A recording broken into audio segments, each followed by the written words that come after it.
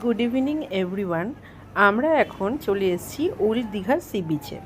তো ওল্ড দীঘার সি বিচে কিন্তু দারুণ সুন্দর সুন্দর দোকান রয়েছে, যেটা একদম মেলার মতন লাগে সন্ধেবেলা।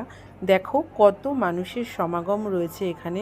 আমরা 24শে মে দীঘাতে গেছিলাম, আমার ডান্স ফেস্টিভ্যাল অ্যান্ড শন্টাইয়ের ক্যারাটে সামার ক্যাম্প ছিল। তো সেখানে আমরা 7 ডেজ ছিলাম। তো নিউ দীঘাতে আমরা ছিলাম, কিন্তু আমরা সন্ধ্যের দিকে টাইম কাটানোর জন্য ওল্ড দীঘাতে আসতাম। তো ওল্ড দীঘারই একটা সুন্দর মুহূর্ত তোমাদের সাথে তুলে ধরলাম। কত সুন্দর সুন্দর দোকান এখানে দেখতেই পাচ্ছ। তো প্রত্যেক বছরই আমি দীঘাতে যখনই যাই এই দোকানগুলো মিস করি না, কিছু না কিছু তাদের কাছ থেকে কিনি।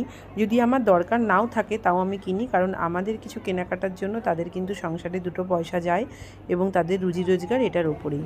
তো বন্ধুরা, একটাই রিকোয়েস্ট রইল, তোমরা যখন দীঘাতে যাবে তখন ছোটোখাটো এই দোকানগুলো থেকে অবশ্যই কিছু কিনবে। তো যাই হোক, বাঙালিদের কিন্তু দীঘা মানে প্রত্যেকেরই একটা ছোটোখাটো ট্যুর, মানে খুব শর্ট ট্যুর, 1-2 দিনের জন্য কিন্তু ঘুরে আসাই যায়। যাই হোক, আমরা এখান থেকে সন্ধেবেলা একটা পিৎজা নিয়ে নিয়েছিলাম। 99-এর একটা অফার ছিল পিৎজাতে, দাদারা বলছিল। তো আমরা এখান থেকে একটা পিৎজা আর একটা বার্গার নিয়েছিলাম, একটা চিকেন বার্গার, একটা চিকেন পিৎজা। তো আমি আর সন্টাই আর আমার হাজব্যান্ড, আমরা তিনজনই এটাকে ডিভাইডেড করে ভাগ করে তিনজন খেয়ে নিয়েছিলাম। সন্ধ্যাবেলা স্ন্যাক্সটা কিন্তু দারুণ ছিল। অফারে দিচ্ছে বলে যে খাবারের কোয়ালিটি খুব খারাপ সেটা কিন্তু নয়, একদম ভীষণই টেস্টি ছিল। তো যাই হোক বন্ধুরা, এখান থেকে তো আমরা একটু স্ন্যাক্স খেয়ে নিয়ে তারপর ক্ষীরপাক মালাই খেলাম, যেটা ভীষণ ভালো ছিল, ম্যাঙ্গো ফ্লেভারের। সন্টায়ের আমার ভীষণ ফেভারিট। দেন তারপর আমরা চলে গিয়েছিলাম একটু মটকা খেতে, কারণ ভীষণ গরম ছিল। গরমকালে কিন্তু এই মটকাগুলো খেতে ভীষণ ভালো লাগে। আইসক্রিমের থেকে মটকা খাওয়া ভীষণ উপকারী। তো যাই হোক, সন্টায়ের আমি খেয়ে নিলাম, তারপর আমার ফেভারিট একটু ফুচকা খেয়ে নিলাম। সন্ধ্যাবেলা টুকটাক এই স্ন্যাক্সগুলো আমার মুখ চলতেই থাকে কোথাও গেলে। দেন তারপর একটু টুকটাক জিনিস কিনছিলাম, এই হেয়ার ব্যান্ড, ক্লিপ, এইগুলো।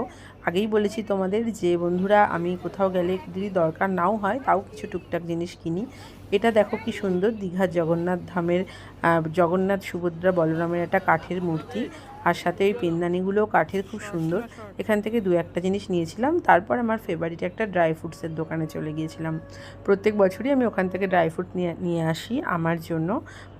তো আমি সকালবেলা ব্রেকফাস্ট করি ড্রাই ফ্রুটস দিয়ে। তো এই বছরও নিয়ে এসেছিলাম দীঘা থেকে, কারণ তোমরা জানো যে উড়িষ্যা, পুরী বা দীঘা এসব জায়গায় কিন্তু কাজু বাদামের গাছগুলো ভীষণ ফ্রেশ, ওখানের কাজুগুলো খুব ভালো। দেন ওখান থেকে ড্রাই ফ্রুটস কিনে আমরা একটা নর্মাল হোটেলে চলে গেছিলাম ডিনার করতে। সন্টায় আর আমার হাজব্যান্ড নিয়ে নিয়েছিল রুমালি রুটি আর মাটন কষা, আর আমি নিয়েছিলাম একটা বাঙালি ছোট্ট থালি। তো বন্ধুরা, আগেও বলেছি তোমাদের যে 3 স্টার 5 স্টার এই হোটেলগুলো অ্যাভয়েড করবে। সবসময় যে ওখানেই যেতে হবে এমনটা নয়, এই সাধারণ হোটেলগুলো থেকেও খাবে। ওল্ড দীঘার দুপাশে হোটেলগুলো থেকে সবসময় দাদারা ডাকতে থাকে যে তারা চায় যে তাদের কাছেও আমরা যাই, কিছু খাই, তাদেরও দুটো রুজি রোজগার হোক, দুটো টাকা হোক, দুটো ইনকাম হোক। তো আমি এই জিনিসটা খুব মানে ভালোবাসি, যেরকম ছোটোখাটো হোটেল বা ছোটোখাটো রেস্টুরেন্টে ডিনার করা বা লাঞ্চ করা বা ব্রেকফাস্ট যেটাই হোক না কেন, খাবারের কোয়ালিটি দারুণ ছিল।